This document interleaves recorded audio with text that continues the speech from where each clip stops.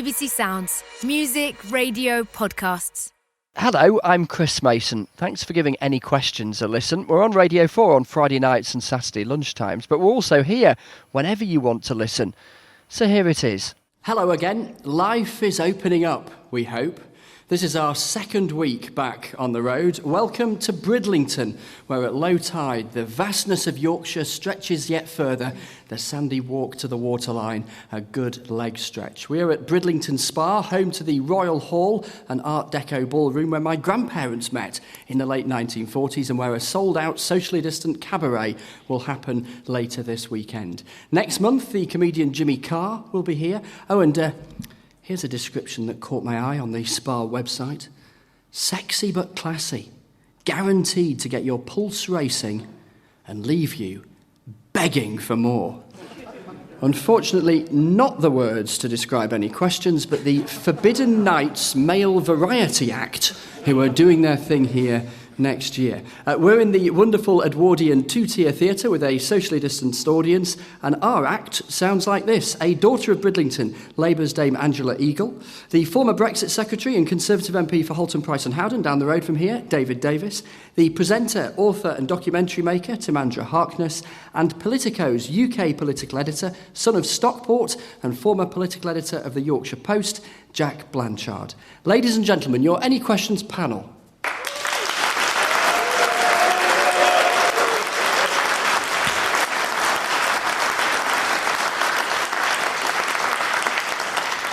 The joy, the sound of a live audience. It's wonderful to be here. To our first question from David Nicholson. Hi, David.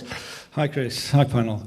To paraphrase a well-known writer, hath hell no fury like a special advisor spurned? To who could you possibly be referring, David? Jack Blanchard, let's come to you first on this. Your Westminster Insider podcast for Politico, looking at the very subject of special advisors, how special advisors took over Westminster in this, the week of a Mr. D. Cummings making the odd headline. Yeah, well, it seemed like it was going to be a topical issue this week when we saw that Mr. Cummings was going to be before the Select Committee, although I don't think any of us expected it would go on for 7 hours. But there we are. I sat through most of it. I found it intensely depressing to watch, to be honest. You know, the stuff that he was describing in minute detail about just how chaotic it was inside government is depressing when you know what the implications were of that. But unfortunately with Dominic Cummings, I think the problem that he's got is that most people have already made their mind up about him. You know, he is a guy who didn't adhere to the lockdown rules when it really mattered. He's a guy who we know likes to take vengeance upon people who've crossed him, in this case, the Prime Minister.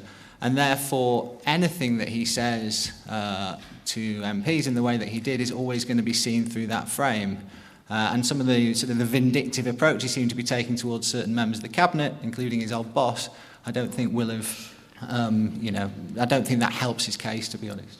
Timandra Harkness, you've explored, haven't you, in some detail the work of Dominic Cummings, but also his outlook on what government could or should look like. A Radio 4 series that's on BBC Sounds, The Political School. How do you interpret the events of the last few days? Yeah, I inherited a series from him, in effect, because he had originally pitched it, and then last year he was kind of busy, so I ended up taking it over. So I did get to look kind of under the bonnet. I think it's quite interesting because what I realised was that he puts a lot of faith in very technical things like data and prediction, which obviously to some extent came into their own last year, but what he doesn't put a lot of faith in is democracy. So there's a kind of irony, I think, in him having achieved quite a lot of power in a completely unelected way by being a special advisor. And then, of course, because he's not elected, he can be sacked. And now he's kind of going, well, this is terrible. All these people who don't know how to do anything are in charge and I'm out. And how very dare they? And why don't they listen to me? I'm struck, actually, you mentioned democracy there, looking at one of the quotes, and of which there were many, in 7 hours the other day. He said, in a well-run entity, what would have happened here is essentially, in my opinion, you would have had a dictator in charge of this. And so I suppose, Timandra, given that view, and given that this is a democracy, does that in the end mean that his vision for government is just a non-starter before you get going? Well, Well, frankly, I'd like to think so, because he does completely. The thing that he wants to leave out of the picture is, us voters having a say, because fundamentally he thinks there are some very clever people, especially maths people. I have to say, he's a bit of a typical humanities graduate. He's a history graduate, and he's rather dazzled by people who can do maths and computing. He goes, well, I've studied history and I still can't make sense of why things happen. But look at those clever people over there with their massive computers. They have so many numbers. They must be able to predict the future and somehow make it controllable. In a way, I think he's a very representative figure of today. But I think it's good that people who are unelected can be sacked, frankly. But what I would like to see is that we are governed by people who we've elected and we can get rid of. We're going to...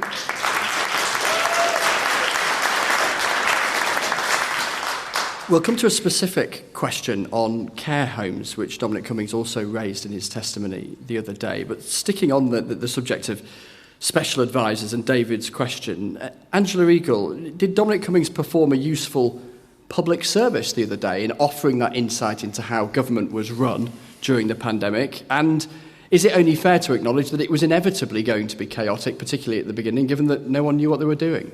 Well, to some extent, I think you can be more forgiving of mistakes and scrambling around at the beginning, but I don't think there's any excuse for getting it wrong again in the second and third lockdown later on, when much more was known about the disease. I think that the interesting and very important thing about what happened in that 7 hours of testimony was that here was a man with all of his flaws and his own views, who was actually in the room when the decisions were being talked about and things were being decided upon. And some of the things that he said stood out to me.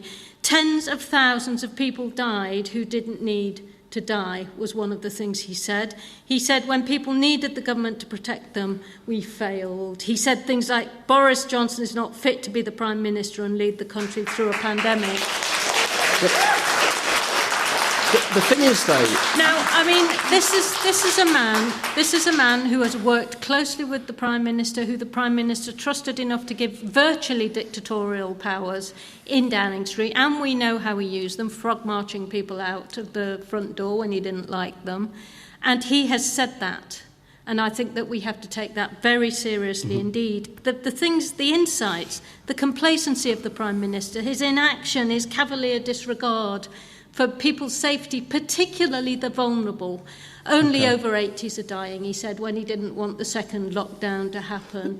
You know, I mean, the thing is, though, here, Angela, just to flu, for goodness sake. To pick you up on the extensive quotes that you're relaying from him requires you to trust him. And yet, the argument from Plenty a year ago was that you couldn't trust him because of the whole Barnard Castle thing and all the rest of it. So why trust him on his testimony now if there was a lot of criticism of him then? I don't think that he told us things we didn't know. I think he gave us more detail about what was happening at the crucial moments. We knew there was a herd immunity policy at the beginning because people misunderstood what was going on with the disease. We know, don't we now, after 13 million people have come into the country and during the lockdown, that the borders policy is a joke.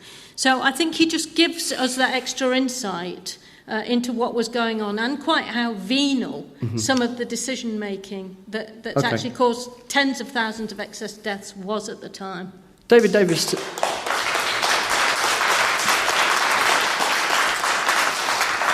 David Davis, to you next. I spot in the archive a hint of previous between you and Dominic Cummings. One particular quote, he was describing you. I don't think he was of complimentary spirit this particular day. Thick as mince and lazy as a toad. Yeah. As you can tell,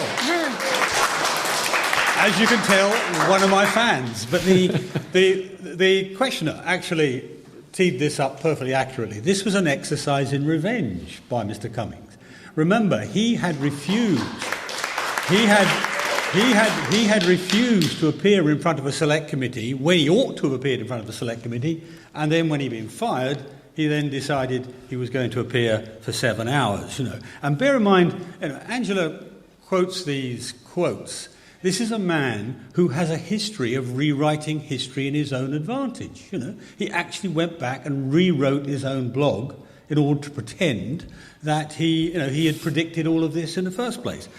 What you can he see, says he didn't, didn't he? He said he didn't. Well, he said he didn't in the session, but that's what he did. He rewrote his own blog, and he got caught out. He got found. And he says he believes in dictatorships. You can see why.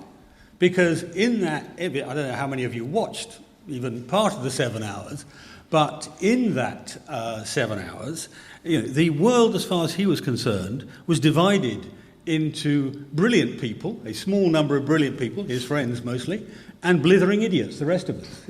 And that was his whole view of the world. Now, the world is not like that. The world is full of decent, ordinary people trying to do their best to deliver.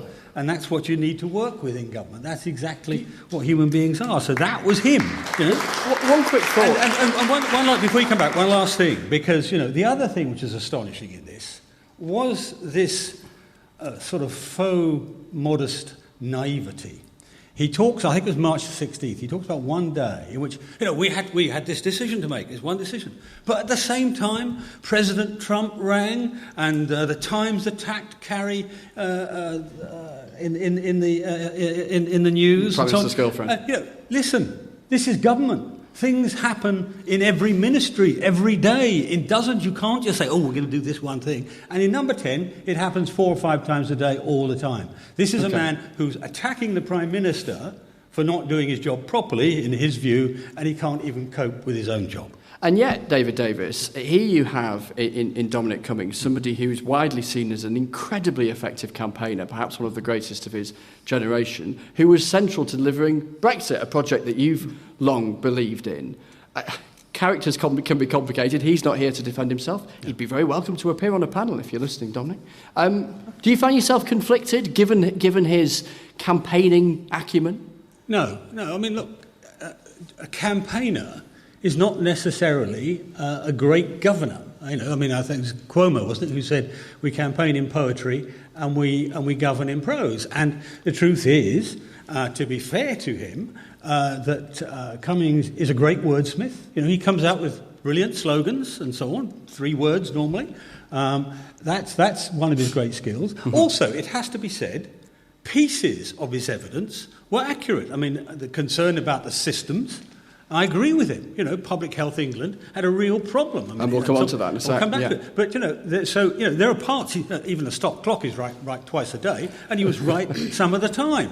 But the truth is, when it comes to the real hard graft of government, he didn't know what he was doing, and he blamed everybody else for it. And the Prime Minister gave him a job and put him at the heart of Downing Street. I was being too generous because I was tempted to say that's the one big mistake he made. That outbreak of agreement between David Davis and Angela Eagle. Let me tell you the number for any answers. It's 03700 100 444. 03700 100 444. Anita on the radio at 2 o'clock Saturday afternoon as usual. And you can call from 12:30. Let's get our next question now from Richard Phillips. Hello, Richard. Hello, Chris. This Sunday, it will be the anniversary of the death of our much-loved Auntie Lily, who died of COVID. Lily had been discharged into a care home after treatment in hospital for a fall where she tested positive for COVID-19. What does the panel think the Secretary of State meant when he stated in May last year that the government had thrown a protective ring around care homes? Richard, thank you so much for coming along and for sharing your story and asking that question. We really appreciate it. Angela Eagle. Well, the first thing I'd like to do is pass on my condolences to you and your family, Richard, for the loss of your much-beloved relative. And sadly, you share that grief with well over 30,000 people who have died in care homes. I think it's getting on for more now during this pandemic. And we know that 25,000 people, your Lily amongst them, were sent from hospitals into care homes, and where some of them will have seeded that awful disease into the rest of the care homes, and lives were needlessly lost. I'm afraid when the Health Secretary, Matt Hancock, said that he'd put a protective ring around care homes, he lied. He didn't put a protective ring around care homes, and he was not straight with the British people about that. And he still isn't being straight with the British people. And I think that we need to bring forward the inquiry about the pandemic so that we can learn lessons and make certain that if we, God forbid, have another pandemic, we don't make the same mistakes, and that we find our way out of this one without repeating these mistakes over and over again.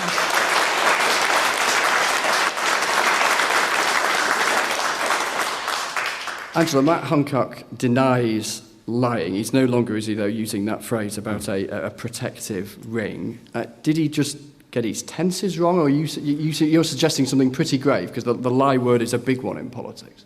Yes, and it's not one we can use in the House of Commons. So you're making the most of it now, aren't you? Despite the fact that it has been known that... It's a big word, though, isn't it? Because it implies knowingly misleading, as opposed to confusing something that he is trying to put in place in an emergency situation, which may not have been there as quickly as he would have liked. Well, then he should have said so. And according to Dominic Cummings, he didn't.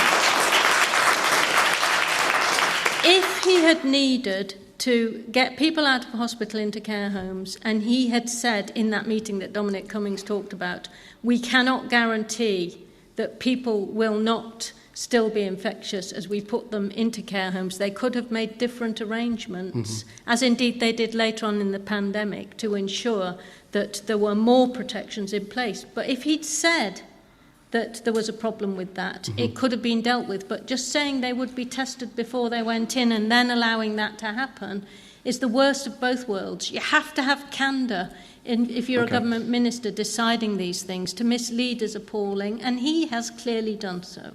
Jack Blanchard.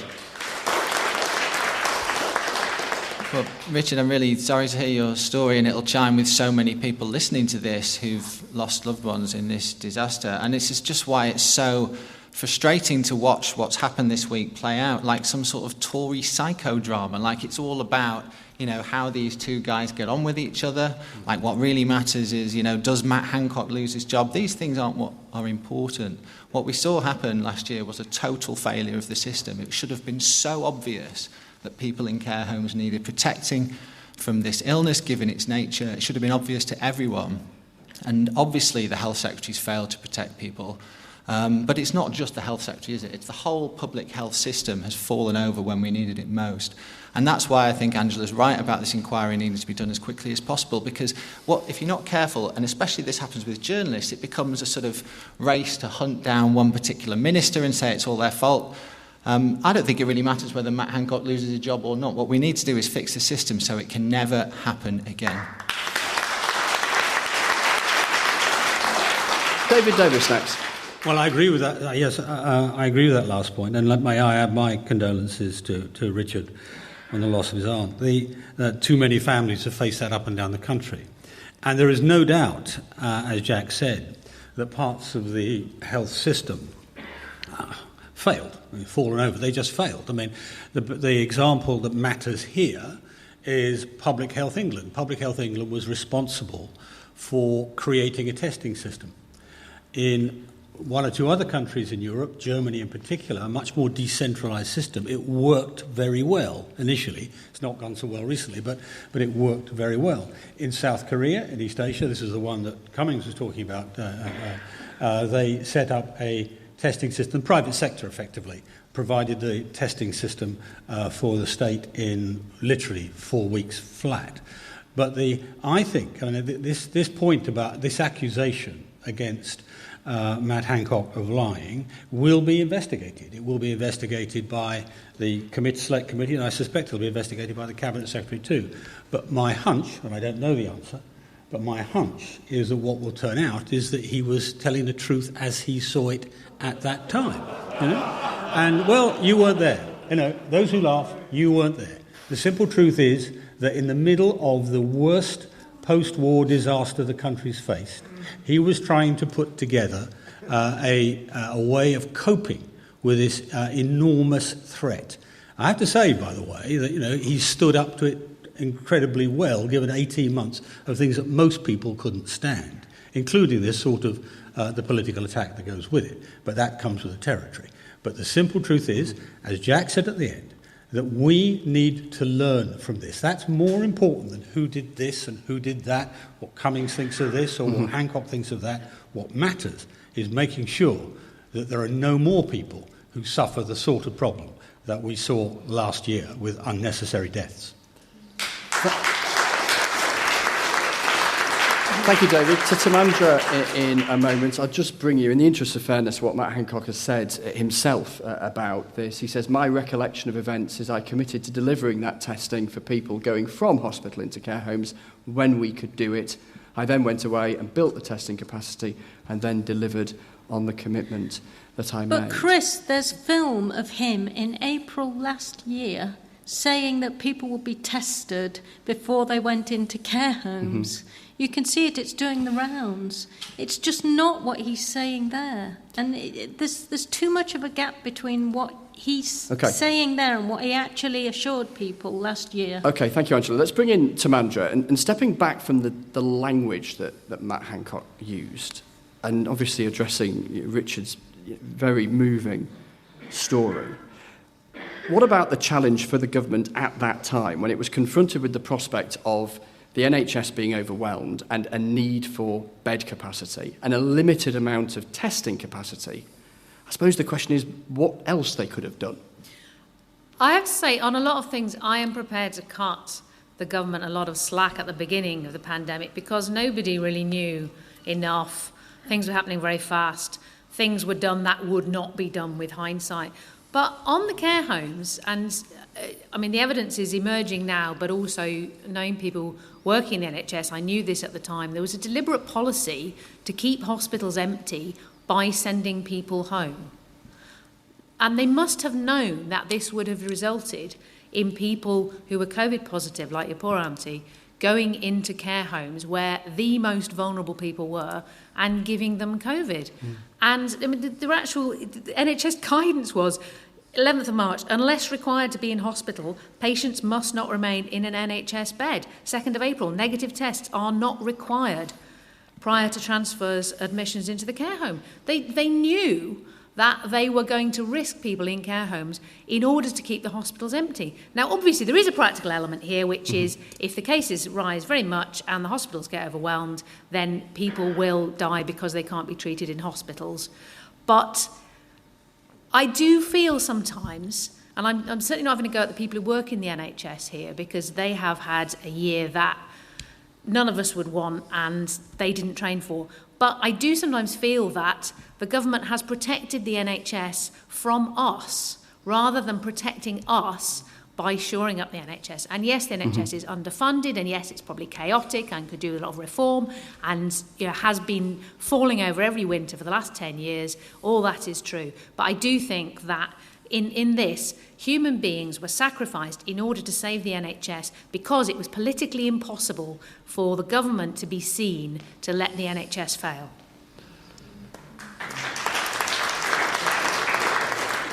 Thank you to all of you for your answers to that. Let's return to you, Richard. You're the most important person, really, in this room to wrestle, I guess, with your own question. And I wonder what your reflections are on what you've heard and then the horrible experience you and your family have been through. Well, we've been through something that a lot of people have been through, I think. I tend to agree with Timandra that what I find frustrating, particularly at the beginning of this pandemic, is that the government just seemed to be batting everything off. They didn't level with us. We were spun stories, and I honestly think they were just lying to us to cover their tracks. And if they'd come up and said, this is really difficult, we're making mistakes as we're going along, and we're trying to do the best we can, but bear with us and admit to those mistakes, I think they would have taken the country with them. But they didn't, and they've continued along that same vein.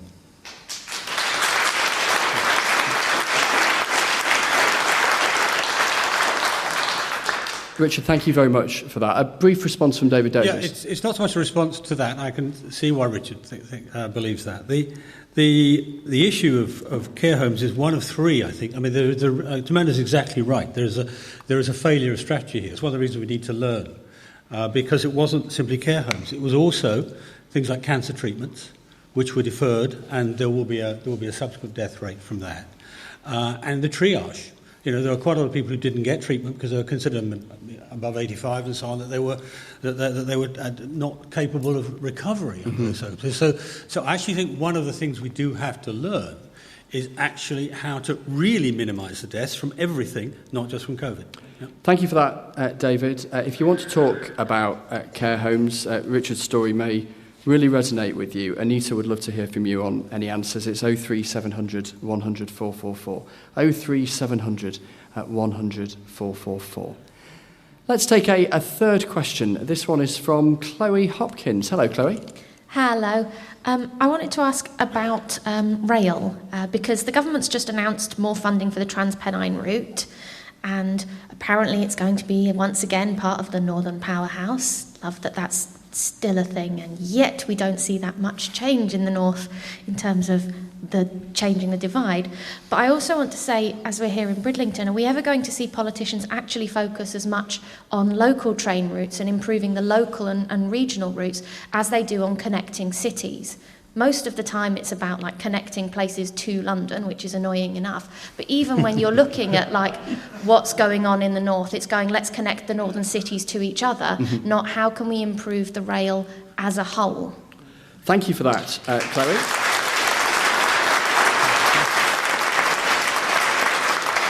So yeah, the government said the other day that there'd be an extra £317 million invested into the Trans-Pennine route and upgrading it.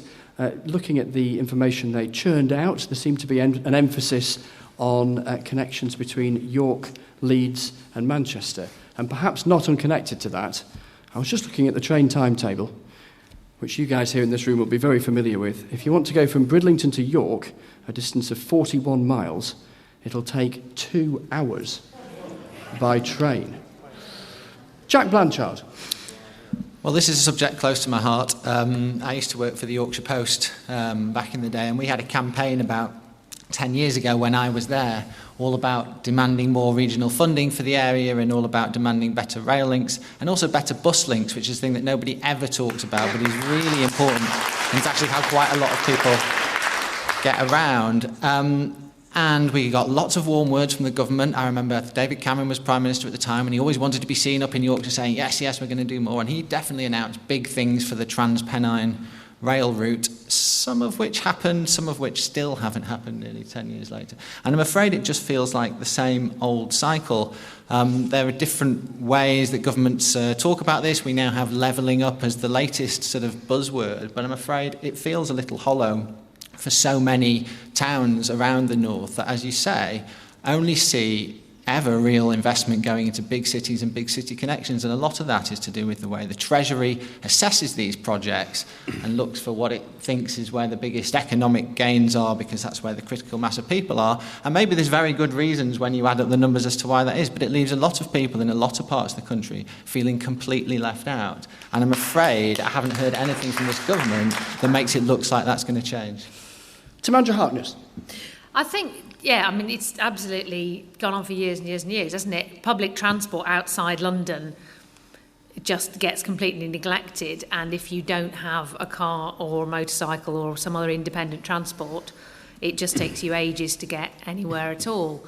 And I can't help feeling, it's great that they're talking the talk. I don't know, is 317 million a lot for trains? I suspect it isn't. No. I don't know what it costs per mile now to put down new rail, let alone actually keep trains running, but it doesn't sound like it's going to go very far. But I kind of feel there's a bit of a pincer movement here where public transport continues to be neglected and underfunded if you're outside a big city, and especially London. But there's also increasingly a squeeze on private motor vehicles in the name of the environment. But it's great to talk about we're all going to get electric cars, but until we have loads more electricity and suddenly a network of charging points everywhere and we can all afford 30 grand for an electric vehicle, I can't see that happening. I worry that just the idea that mobility is a good thing and a needful thing for human life and for employment and for family links and culture and all the important things about human life is increasingly downgraded. And the idea that what we should all do is stay within a mile of our homes is the future. So I know this doesn't help as a practical proposal for better trains, but I would just like to say human mobility is a good thing, an important thing, and we should stand up for it. David Davis. Yeah, I mean, more than a couple of years ago now, David Cameron was Prime Minister, but several years ago, there was a quite fierce argument inside the Conservative Party. Those like me who didn't like spending vast amounts of money on HS2 and wanted to spend the money on smaller, more local projects. And we had a contest, we had a competition looking around the country to see how we could spend the money that was going on HS2, or the best estimate of it, elsewhere. And one of the projects, for example, was a York to reinstate the York to Beverley line, and it was massively popular, you know. And we didn't win the argument with Cameron, but you're beginning to win it now, and you see the local MPs and so on that line wanting it and encouraging it. And I think the 370 million isn't very much. I think it's just a down payment. There's a lot more that's got to come there, and it should focus not on the cities, actually, not Leeds and Manchester, but on the towns, because that's where the future of our country is, in the towns. And being able to not just go to work, but go shopping, frankly, by rail, will be the sort of thing I'd like to see in the future in Yorkshire. Do you accept, David Davis, that HS2 is going to happen, given how much has now been ploughed into it? Yeah, but I mean, at the risk, certainty of making myself very unpopular with the Treasury, I think it's going to cost twice as much and take twice as long as people assume. And that's, just for the numbers, that's £200 billion. And I think you could do an awful lot of local rail development for that money. Because what HS2 will do is it will eventually increase the speed of travel between London, Birmingham, Manchester, but actually it will lead to more concentration of business and economics in the southeast, not in the north. I remember when the York-London train dropped below 2 hours, I think it was 1:49. And what happened was you get people now commuting from York to London. You were trying to, the members of the cast were trying to get the train up to York to come from, and they couldn't get a place because it's full of people commuting weekly from York to London. What these big, fast rail networks will do is move more of the economy south. We want to move it north. Thank you, David.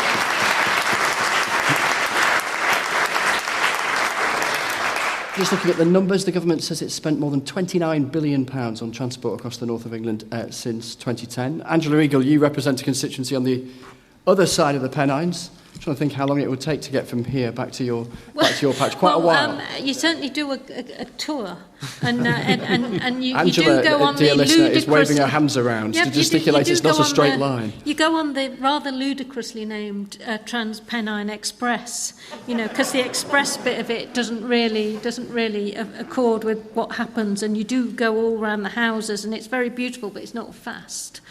I agree with Jack that buses are really, really important, and they're often not talked about, and it's much easier to get bus journeys on faster and quicker than having to invest in rail lines and trams and all sorts of very capital expensive things. So I would make a plea for doing more about buses. I think the key to this is actually taking power down to local areas and giving local areas much more power to initiate and invest in their own local infrastructure. Now, we have seen the beginnings of that starting. Over in Merseyside, we have Mersey Travel, and they got fed up of being given. They've got this thing called where they actually cascade rolling stock down, they call it. That means we get 40-year-old trains from London. And they got so fed up of that they've now invested themselves in brand new trains. We're just getting new trains, but it's taken a lot of time to do it. We should be handing those powers down. And it's always been policy in our party to hand powers down so that local communities and local areas can actually get together and fix their broken transport networks, and they know what they need, and the Treasury ought to be funding it.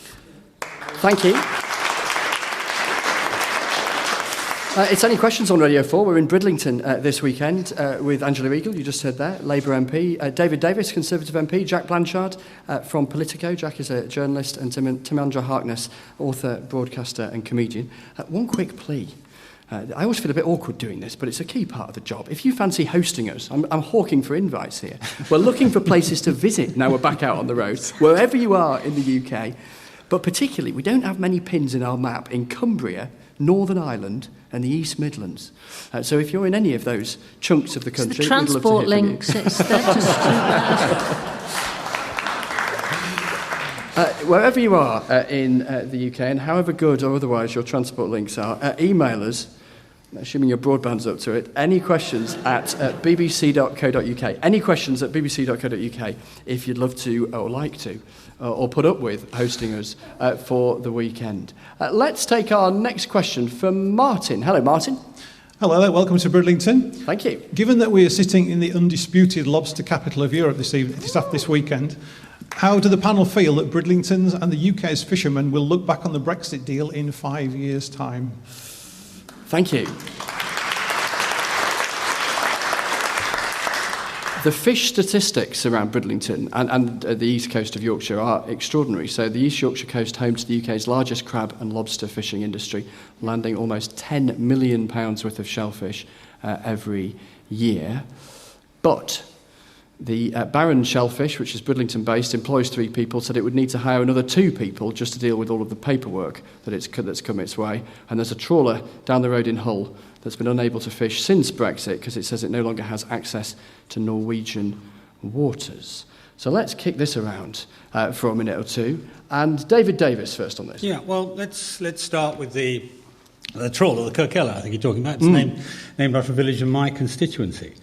What we didn't hear about was the backdrop, what the reason for the argument was. What it was that we were negotiating with Norway over the allocation of fish, cod and other fish. And Norway has 8 times as much of the shared fishing volume as we have, right? 8 times. They have just shy of 200 fishing vessels. We have 50. Theirs are bigger than ours, as you can tell. And this is basically a hard negotiation. And in the middle of that, what the Norwegians have obviously chosen to do is put a bit of pressure on us by trying to pick off 1 or 2 what they think are politically sensitive ships. Now, the Camellia is a big trawler. It's owned by an Icelandic and Dutch company, not by a British company, but it's got 30 or so people, fishermen in Hull, who depend on it for their jobs. And what it's doing is putting pressure on us. Now, the company that runs that ship is very rich, it's got lots of money, and it also has, I think, £12.5 million of quota in in Svalbard, in northern Norway. So don't quite believe everything you read in the papers. That's, by the way, that's £400,000 of take per worker on the ship. So there's a fight, there's a sort of battle going on. It will be resolved. The Norwegians can't keep this up forever because they're losing 8 times as much as we are every year they don't come to negotiation. And the negotiations restart on Monday, and watch this space because we'll get our fair share, certainly in less than 5 years, I suspect in 1 year. There you go. Thank you, David. Jane Sandell, who is the Chief Executive of UK Fisheries, says that previously fishing opportunities with countries like Norway were negotiated through the EU. The UK is now negotiating in its own right. Her argument is because the Brexit deal, in her view, took so long, it meant that negotiations with Norway didn't get going quite as quickly as they might otherwise have done. Timandra Harkness. Well, I'm certainly not an expert in seafood or fish, apart from liking to eat it. But it does... so I can't claim to know the ins and outs of the negotiations with fish exporting. I mean, it does seem that the EU played rather hardball on things like ability to export shellfish and made things more difficult than they needed to be from our point of view, which is, I mean, to be honest, it's not a surprise. If you're seceding from an organisation and they don't want you to go, they're going to give you a hard time, as an example to others. But the point about taking a long time to cut a deal, I have to say, having looked at the shenanigans in Parliament over, 3 years, I think if people in Parliament had accepted the result of a national vote and said, we're going to try and push for the easiest, kindest, softest, nicest, whatever we want, Brexit deal instead of just trying to scupper it for 3 years, then I suspect we would have probably got a quicker, easier, friendlier and better deal. Bluntly, isn't the truth that plenty of people in fishing communities were in favour of Brexit in the hope that it would mean that the UK took back control of its own fisheries and that they would get a better deal? And who knows, maybe in the long term that will happen. But right now, I mean, certainly as far as plenty around here seem to be concerned, they seem to have been completely stuffed by it.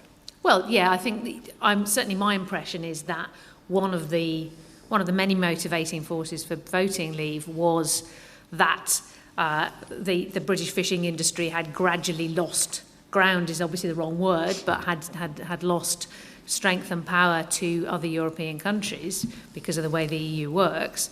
But that when it came to negotiating, the importance of the fishing industry was a side issue. You made the point. It was the EU that negotiated the previous Norwegian deal. How do you think they got 8 times as much fish as we did out of our waters? That's what happened, and that's why it has to change. And of course, there's going to be a bump or two along the way because the Norwegians don't want to give it up, just as the other European countries don't want to give it up. But they'll have to come to a fair deal.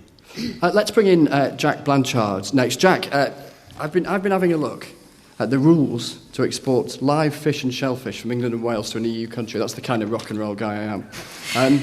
Your export must be accompanied by an export animal certificate. You need to apply to the Fish Health Inspectorate, and along with the ESP1 application, you must also submit details of the animal health certification requirements. Your export must be checked and cleared as an EU boulder post, and I would read out the rest, but it runs to several A4 pages, and I'm boring myself now. I suppose the point I'm making is, and this is quite a lot of, well, paperwork, red tape, call it what you will, that people are having to suddenly juggle with.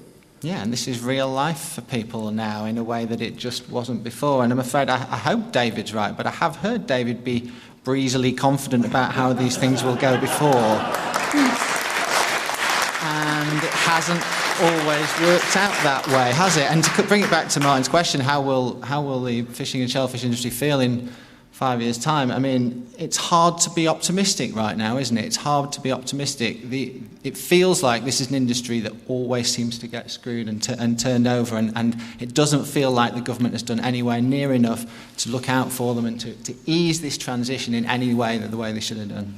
There was a 60% vote for leave in this area back in the referendum in the East Riding in 2016. Angela Eagle for Labour.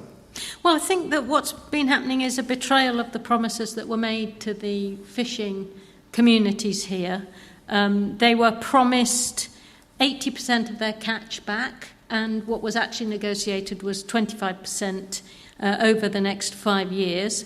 They were promised frictionless trade, £8 billion of extra costs at the border. They were promised that they would be able to trade in the same way as they did before. They've now got all the paperwork that you were talking about. They've got total uncertainty as to whether they're live, because it's live exports from here. So they've got uncertainty about whether if something goes wrong or they've not dotted an I or crossed a T somewhere, the entire catch is going to rot at some border post somewhere. Naturally, they're being put under enormous pressure. So they feel betrayed, and the government have got to get a grip and actually deliver properly on the promises they made to the fishing communities here. And they've got to deliver properly on the promises they've made to the farming communities who they're just about to do over with their Australian free trade deal. So, and they've already done over the DUP, who they said they said there'd be no border in the Irish Sea. So all the promises have been betrayed. Okay.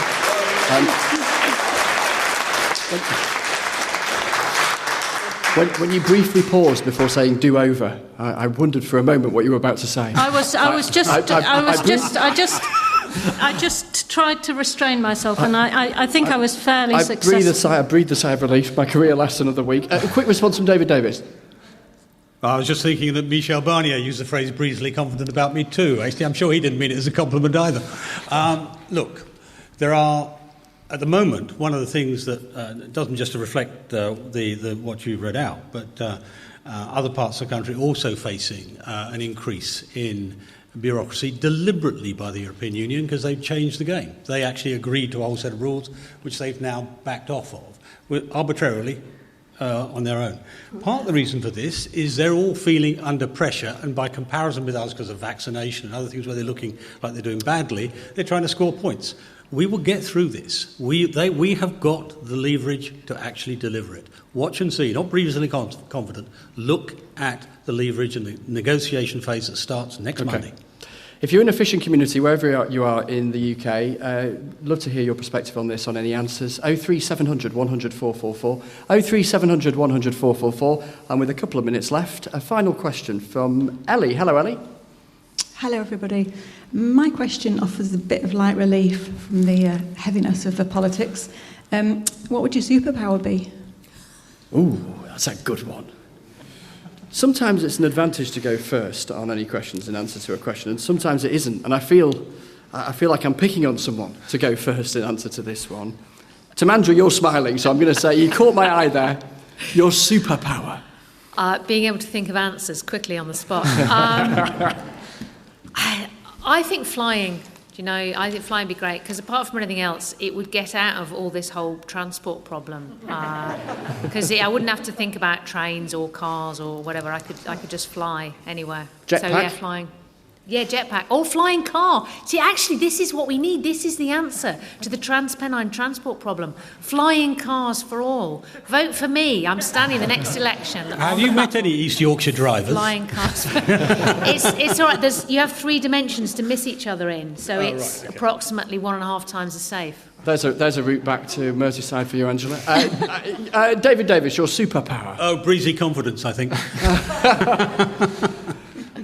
I'll leave it to others to determine whether you have that. One or two think you may. Angela Eagle. I think a cloak of invisibility, so I could nip into Downing Street and check out that wallpaper.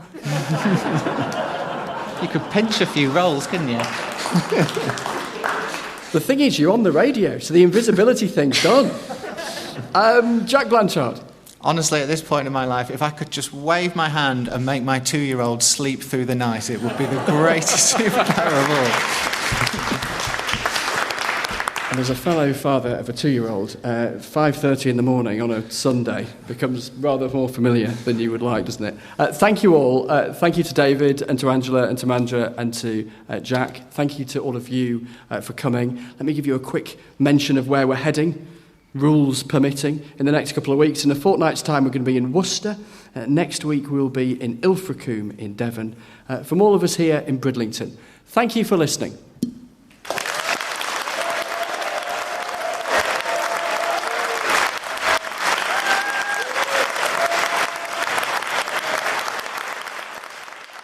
Thank you for listening to Any Questions. We're back next week in a different spot somewhere in the UK. Please subscribe to us on BBC Sounds. Oh, and if you fancy hosting us one week, drop us an email, any.questions@bbc.co.uk. .co.uk. .co.uk. .co.uk. .co.uk. .co.uk.